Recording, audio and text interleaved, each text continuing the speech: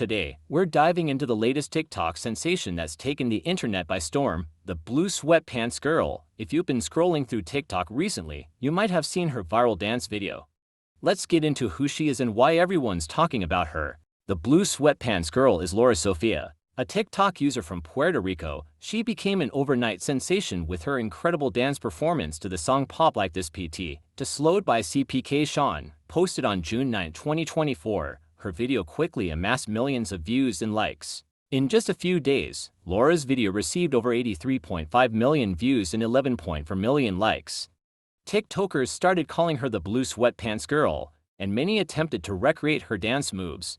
Some even debated whether she danced better than the original creator of the Tyla dance, South African singer Tyla. As the trend spread, other TikTok users made fan edits, dressed up like Laura, and tried to replicate her iconic dance.